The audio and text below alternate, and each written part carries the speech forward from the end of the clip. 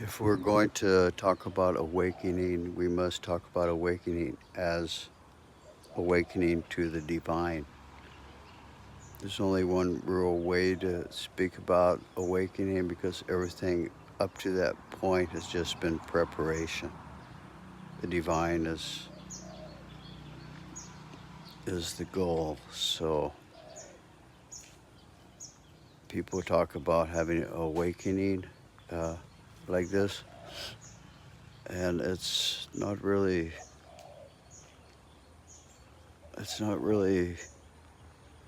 an awakening if you can't put it into words. If you can't help anyone achieve what you've gained, if you don't understand the foundation to gaining this awakening, then you can't help anyone else. So uh, most awakened people are just enjoying talking about their awakening.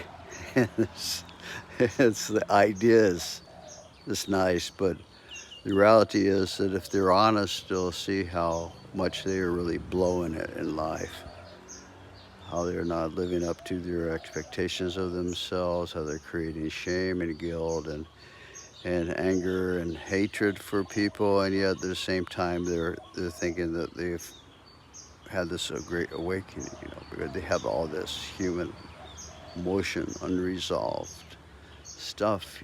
So really, so when we're thinking about or talking about awakening, we're talking about God consciousness, reaching the divine.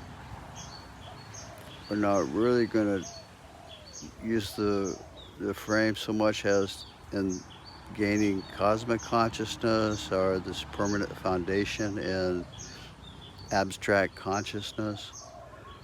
Uh, that is the first little step of awakening.